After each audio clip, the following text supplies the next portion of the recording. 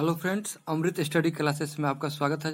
आज हम लोग क्वांटिटी एप्टीट्यूड का कुछ क्वेश्चन देखेंगे जो 3 से 4 क्वेश्चन है और 3-4 टाइप का है क्वेश्चन। ये सारे इम्पोर्टेंट है और एग्ज़ाम के लिए बिहार दरोगा एसआई जो मेंस होने वाला है उसके लिए है और सिलेबस आधारित क्वेश्चन है सारे।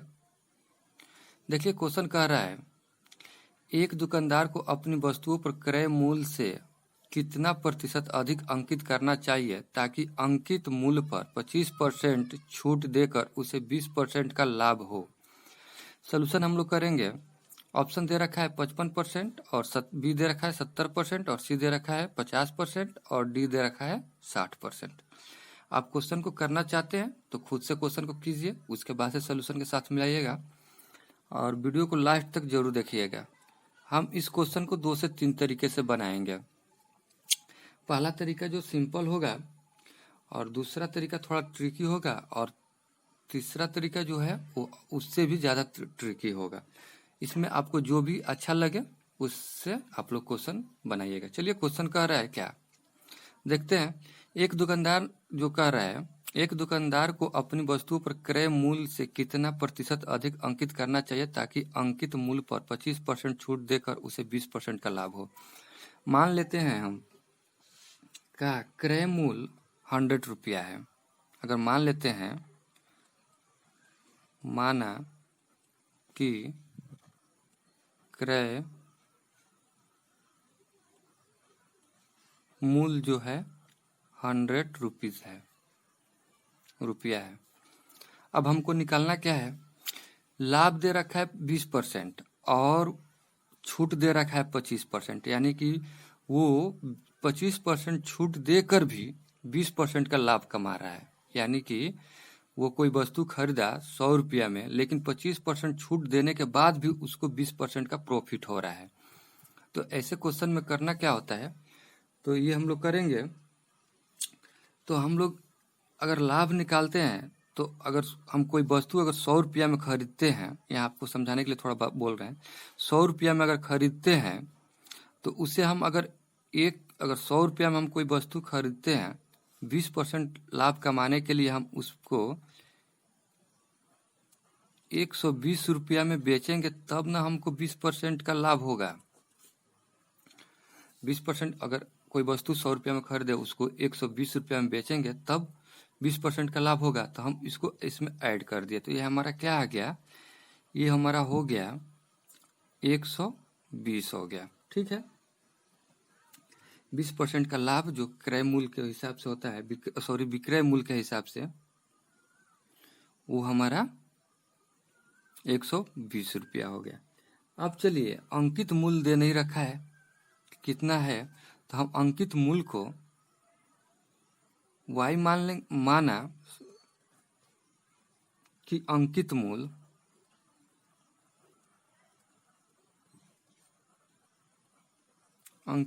जो है y रुपया है, तो हम क्या करेंगे, y माइनस वाई कर देंगे तो हमारा ये 25% का आ जाएगा। इसका का हम 25% जब निकालेंगे तो 120, अब इसका 25% निकालेंगे, यानी कि 100 में से अगर हम 25% लेस करते हैं, छूट देते हैं, तो हमारा 75 वाई हो जाएगा, इक्वल टू 120 हो जाएगा।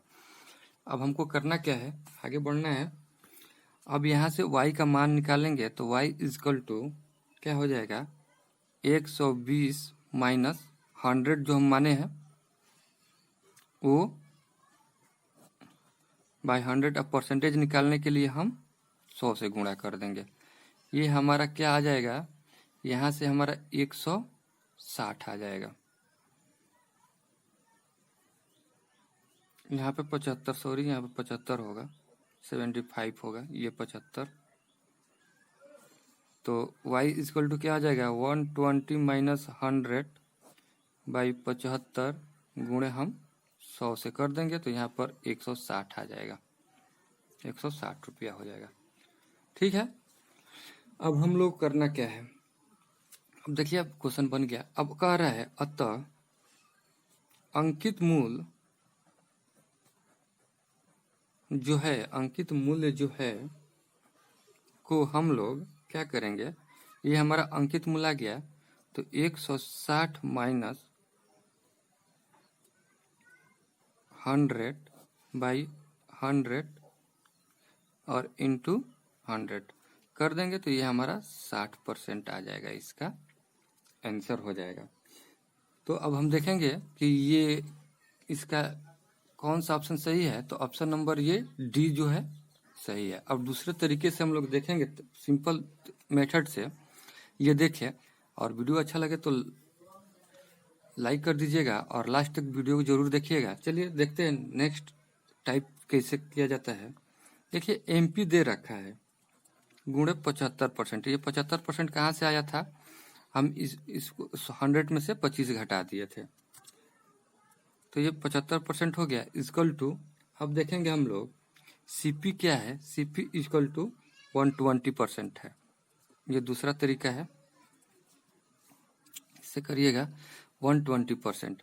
अब एमपी बाई सीपी क्या हो जाएगा, यहाँ से हम करेंगे तो एमपी बाई सीपी जो है वो 120 बाई,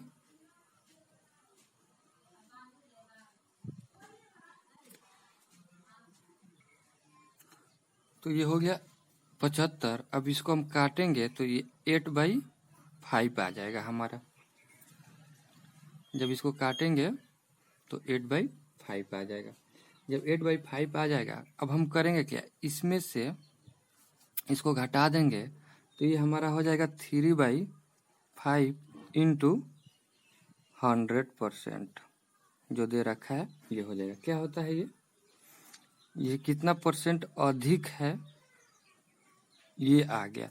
अब इसको हम काटेंगे तो 20×5 100 और 3 दूना के 60, ये 60% यहाँ से भी आ गया। तो आप ऐसे भी बना सकते हैं क्वेश्चन को, या ऐसे भी बना सकते हैं। और एक तरीका और है, इसको जब आप 100 मान लिए, 100 जब मानने के बाद से आप क्या कीजिएगा कि इसमें से अगर हम 25 घटा देते हैं 25% और इसमें 120 जोड़ देते हैं, तो ये हमारा क्या हो जाएगा, जब ऐसे करेंगे तो ये हमारा हो जाएगा 75, सॉरी इसमें 20 जोड़ना है, तो और ये हो जाएगा 120। देखिए आगे और कैसे करते हैं। ये हो गया। अब हमको करना क्या है, इसको हम करेंगे 120/75 इंटू 100। इसको जब काटेंगे हम तो ये क्या हो जाएगा, सॉरी ये 100 नहीं लेंगे, इसको काटेंगे तो 8/3 हो जाएगा, यही आ जाएगा। फिर जब 8/3 हो जाएगा उसके बाद से हम लोग क्या करेंगे, गुणे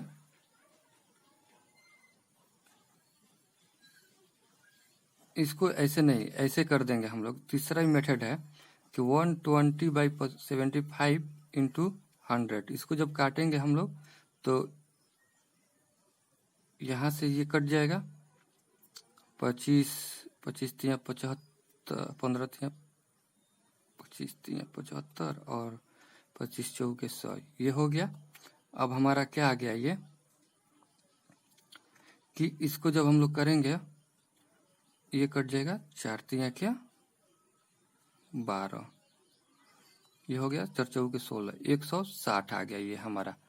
100 जब 60 आया और हम माने क्या है, 100 माने हैं, तो 160 माइनस 100 कर देंगे तो यहाँ से भी हमारा 60% आ जाएगा। ये तीसरा मेथड है। इससे भी अगर आसान तरीका बताते, लेकिन वीडियो लंबा हो जाएगा, और आप लोग जो भी अच्छा लगे तीनों में वो कीजिएगा। और चलिए नेक्स्ट क्वेश्चन की ओर हम लोग बढ़ते हैं। नेक्स्ट क्वेश्चन है, ये क्वेश्चन बहुत इजी है। देखिए कह रहे हैं एक वस्तु पर 5,000 मूल्य अंकित है। दुकानदार ने उस पर X% Y% तथा Z% की क्रमिक छूट दी, तो शुद्ध क्रय मूल्य क्या होगा। ये ऑप्शन देख के आपको डरना नहीं है, इसको सॉल्यूशन करना है। चलिए अगर आप करना चाहते हैं तो कर लीजिएगा, हम करते हैं। देखिए X% दे रखा है, Y% दे रखा है तथा Z% दे रखा है। कि क्रमिक छूट दी जाती है। इसका जो छूट दिया जाता है, तो अगर हम क्या करेंगे, 100 में -x कर सकते हैं और इसको y 100 -y कर सकते हैं और इसको 100 -z कर सकते हैं बट्टे में। अब इसका परसेंटेज जब हम निकालेंगे तो 100 हो जाएगा, इसका 100 हो जाएगा और इसका 100 हो जाएगा। इक्वल टू कितना दे रखा है, 5000 दे रखा है। 5000 दे रखा है तो हम डायरेक्ट अब इसको लिख सकते हैं, ऐसे लिख सकते हैं 5000 इक्वल टू 100 -x और 100 -y और 100 -z बाई 100 के पावर क्यू। जब ऐसे लिख सकते हैं, अब इसके बाद से इसको हम लोग क्या करेंगे कि जब ये काटेंगे हम लोग, इसी से यहाँ से यहीं से डायरेक्ट भी काट सकते थे। जब इसको काटेंगे हम लोग तो हमारा आ जाएगा 100 -x और 100 -y और 100 -z बाई 200। ये 3 जीरो है, इससे 2 जीरो कट जाएगा, यहीं से काट देंगे, इससे ये कट जाएगा और 50 5 दूना के 10, ये 3 जीरो जो है इससे कट जाएगा, यहाँ से 2 बच जाएगा, यहाँ भी काट के आप ऐसे कर सकते हैं इसका।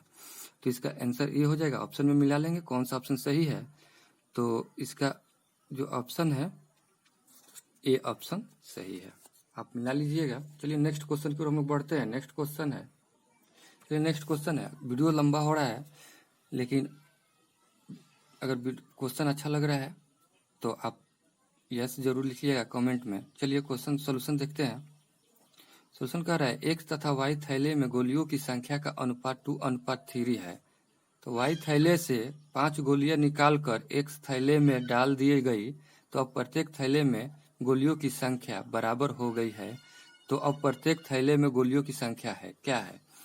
इस क्वेश्चन को हम लोग करेंगे, देखिए कितना आसानी है से कर लेंगे। देखिए पहले हम आपको एक बात बताते, के मान लेते हैं, के को अनुपातिक गुणांक मान लेते हैं, के को अनुपातिक गुणांक मान लेते हैं, ठीक है। अब इसको मान लिए तो पहले देखिए कह रहा है 2:3 दे रखा है, हम यहाँ पर 2k लिख देंगे इक्वल टू 3k लिख देंगे। अब कह रहा है एक्स तथा वाई थैले में, क्वेश्चन को अच्छा से सही समझिएगा, में 5 गोलियां जोड़ा जा रहा है। इसमें जब हम 5 गोली जोड़ेंगे, के में 5 जोड़ेंगे और इसमें 5 माइनस कर देंगे। अब क्वेश्चन आपका बन गया, बस यही समझना था। अब यहाँ से के का मान निकाल लेंगे तो के इक्वल टू 10 हो जाएगा। और जब के इक्वल टू 10 हो जाएगा तो अब हम यहाँ पे के का वैल्यू इसमें पुट कर देंगे, दोनों का वैल्यू सेम आएगा तो हमारा आंसर हो जाएगा। अब देखिए 2 × 10 + 5 इक्वल टू क्या हो गया, 25 हो गया। अब 3 × 10 - 5 इक्वल टू 25। तो ये दोनों का वैल्यू सेम आ रहा है, यानी कि हमारा आंसर 25 हो जाएगा। अब देखिए ऑप्शन में कौन सा सही है, तो ये सही है। चलिए नेक्स्ट क्वेश्चन की ओर हम लोग बढ़ते हैं। नेक्स्ट क्वेश्चन कह रहा है एक भिन्न के अंश तथा हर दोनों में 2 जोड़ने पर 9/11 बन जाती है। यदि अंश तथा हर दोनों में 3 जोड़ दिया जाए तब वह 5/6 बन जाती है। तो भिन्न क्या है। सोल्यूशन इसको करेंगे, इसको ऑप्शन से हम लोग जाएंगे। देखिए ये कह रहा है, ऐसा क्वेश्चन ऑप्शन से 2 सेकंड में बन जाता है। देखिए अगर इसमें 7 ये ऑप्शन ले रहे हैं 7/10 है, अगर इसमें हम 2 जोड़ रहे हैं, यहाँ 2 जोड़ रहे हैं, तो ये क्या हो जाएगा 7×2 9/12। ये ऑप्शन गलत हो गया। इस ऑप्शन को लेंगे 7/2/7/2। अगर जोड़ते हैं तो क्या हो जाएगा 9/11, यानी कि ये ऑप्शन सही है। अब इसी में हम लोग 3 भी जोड़ कर देख लेते हैं। अगर 7/3 जोड़ते हैं और 9/3 जोड़ते हैं तो ये हो जाएगा। तो अगर इसमें हम जोड़ते हैं तो ये हो जाता है 10/9 3 12। तो ये हो जाएगा 5 और ये हो जाएगा 6, यानी कि 5/6 ये हमारा आ गया ये वाला टर्म। तो इससे हम लोग मिला लेंगे तो ये इसका ऑप्शन बी सही हो जाएगा। अगर ये देखना चाहते हैं तो इसमें भी देख लेते हैं। 3 प्लस अगर हम 2 रखते हैं और 7 + 2 तो ये हो जाएगा 5/9। तो ये नहीं दे रखा है, हम गलत हो गया, तो ये भी गलत हो गया और ये भी गलत हो गया, ये सही हो गया। चलिए, अगर वीडियो अच्छा लगा हो तो लाइक जरूर कर दीजिएगा, चैनल सब्सक्राइब जरूर कर लीजिएगा, और क्वेश्चन जो समझ में आया है तो कमेंट में हमें यस जरूर लिखिएगा, और हमारे टेलीग्राम और व्हाट्सएप ग्रुप से जुड़ जाइएगा। अगर कोई प्रॉब्लम होती है मैथ से तो उस पर क्वेश्चन को लिखकर आप हमें सेंड कर सकते हैं, और प्रैक्टिस करते रहिए। चलिए मिलते हैं।